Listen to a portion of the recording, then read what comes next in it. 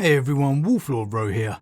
So we have hit final Friday of Sanguinius week. Before I go any further, I'd just like to say thank you to Rock and Roll for the virtual gift voucher. Thank you very much, my friend, I truly appreciate it. But on to today. Today we take a look at the regrets of Sanguinius under the weight of the mantle of Emperor. The events we are discussing today are from the novel Pharos by Guy Haley. As usual, I really recommend you read the novel for yourself first, as that's the best way to enjoy the lore for yourself. Not only that, but we help to support the great Games Workshop and Black Library, because without them, we don't have this amazing lore to talk about. I will put a link in the description as always to the novel on the Black Library website. Now, earlier in the week we discussed Sanguinius' reluctance of becoming Emperor of the Unremembered Empire, the Imperium Secundus. It's a title he never truly wanted. And here, during a conversation with his brother Roboute, we see his true feelings begin to come out. Roboute has returned to Macragge to speak with his brother, infuriated as ever with the secrecy of his brother Lion L. Johnson, the third part of their triumvirate. And Guilliman bursts into the throne room, irate, demanding to know where the Lion is, ordering Sanguinius' men out, but they for their part go nowhere. Guilliman may be a primarch, but he's not their primarch. Ultimately though, a nod from their lord Sanguinius sends them retreating, and they leave the two brothers to talk. Sanguinius is quite taken aback at seeing his brother this angry. He's normally so composed. Guilliman's face was purple with rage. They were siblings. As Sanguinius was capable of great rage, so was his brother. Guilliman might hide it under a calculating exterior, but they were all demigods, and had emotions of intensity in accord with their stature. A primarch's humours were as complex and unpredictable as an ocean. But few ever saw this side of Roboute. It's a great description, and it's actually a good way of describing it. We always think of Angron, Russ, and even Sanguinius when rage comes to mind. But as it says, they are all brothers after all. Why wouldn't they share the same traits? As much as some of us may not like to admit it, we have a lot in common with our brothers. And of course they would too. It's just the primarchs were created to embellish certain traits. Whilst Roboute may excel at strategy and planning, being very analytical, it doesn't mean he doesn't get angry. Guilliman's usual reserved exterior soon gains control, and it soon becomes clear that even though Sanguinius is Emperor in title, he has no idea where the Lion currently is either. We should censor him when he returns, you and I. He has failed his Emperor. Punish him. Absolutely not. Sanguinius' mouth set resolutely. I will not rebuke him, Roboute. I will not shame him.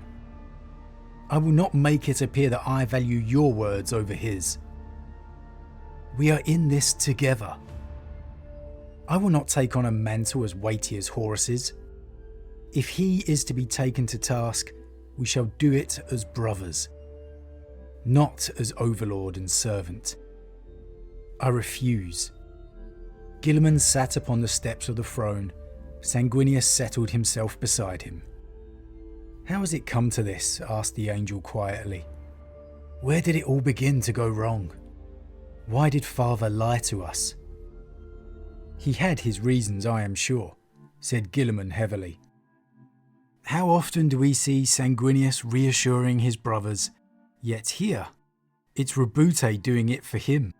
For all the flack Guilliman receives with being boring, I really feel Black Library, and in particular Guy Haley, have done a great job of fleshing out his character, allowing us to see the human side of him, and also how different this Roboute is compared to his future self. Here, still confident in his father the Emperor's motives, He had his reasons, I am sure. Compare that to the Roboute Guilliman in the current timeline, so riddled with emotion and doubt about his father, because he no longer appears to have his humanity, or at least Guilliman wasn't greeted with it. Over the last few months I have come to think that, he held up his hands, searching for the right word. I have come to see that the role of Emperor sits ill with you, and that you are unhappy. Forever are others seeking to force me to their own end. Father, Horus, now you. I will not allow it, Guilliman. I agreed to this extremity, but do not push me hard. I am in a mind to begin pushing back. Then why did you agree? Sanguinius gave a sad smile.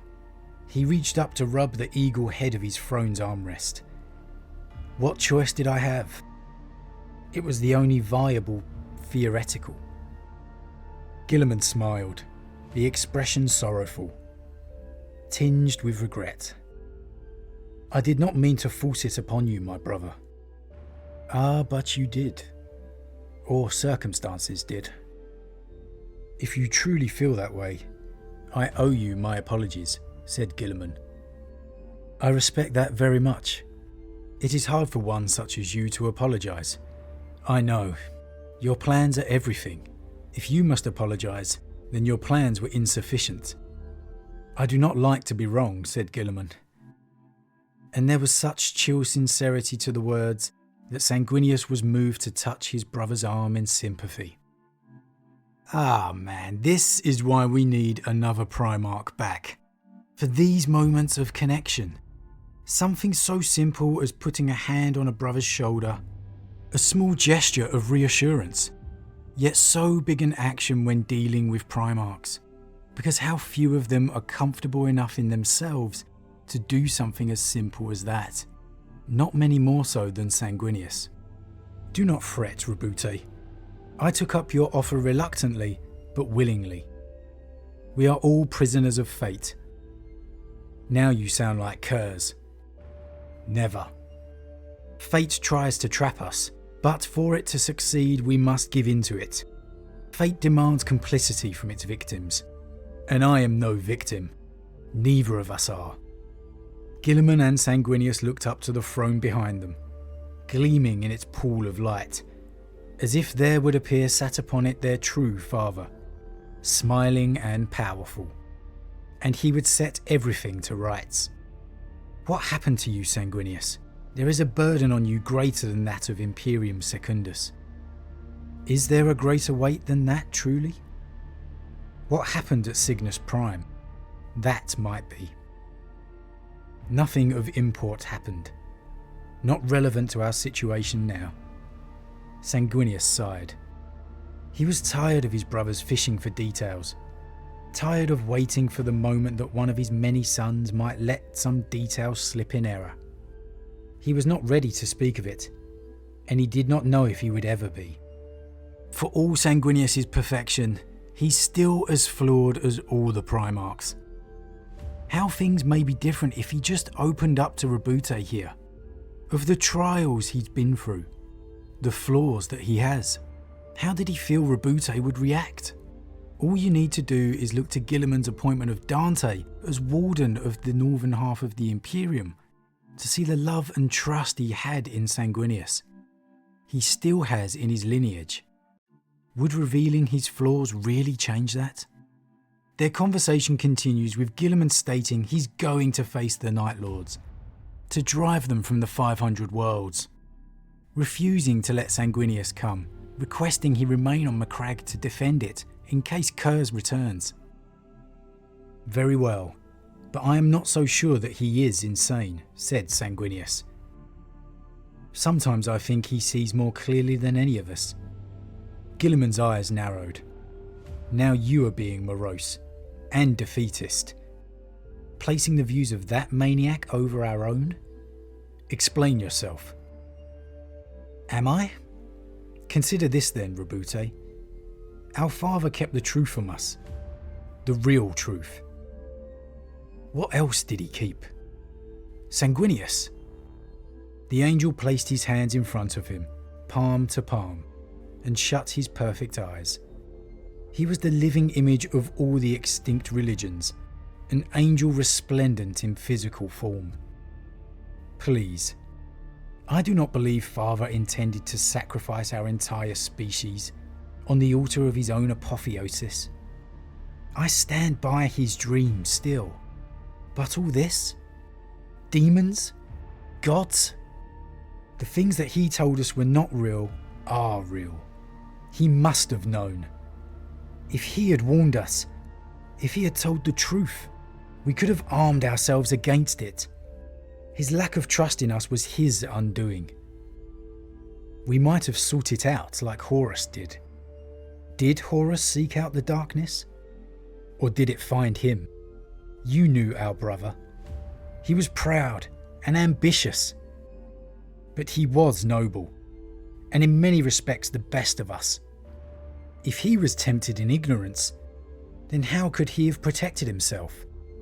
There is more to this than Horus's lust for power. What are you saying? Guilliman became suspicious. For a moment, Sanguinius was sure his brother saw through him, to his own temptation on Cygnus Prime, and the anguish it still brought him. He dropped his hands to his side. I do not truly know. Thoughts, nothing more. The time for thinking is done. Action will save us now. Guilliman stood and turned his back to his brother, in clear signal that the conversation was over. His boots were at the threshold before Sanguinius spoke. Brother, he said, be careful. Guilliman rested his weight against the doors. He half turned his head backwards. Brother, when have you ever known me to be reckless? He hauled on the great handles and stepped out. The doors boomed shut behind him. Too many times, said Sanguinius, to the empty throne room. Ah man, what a conversation to end it on. It all comes back to the not telling the primarchs of the chaos gods, of the existence of chaos. Whether right or wrong, we'll never know. But we've all got our own opinions. But still, despite it all, Sanguinius remains loyal to his father's dream, because the angel will never turn. But still, I can't help but thinking this was the perfect opportunity for Sanguinius to open up a bit to one of his brothers. But perhaps he's still haunted by having done so to Horus, and look how Horus has betrayed him. As always guys, what did you think of it? Surprised at this interaction between Sanguinius and Roboute? How do you think Roboute would react if his brother returned in the current era? And could Sanguinius have been a bit more open here? Or perhaps should he confide to another brother rather than Guilliman? As always, drop your thoughts in the comments below, I love to read them. A huge thank you to all my subscribers, your support really means a lot to me, it truly does. And if you're new, please consider subscribing to help the channel grow. And if you enjoyed this particular vid, then why not drop a like on it too. But with that said, I am off, and I'll see you all again real soon.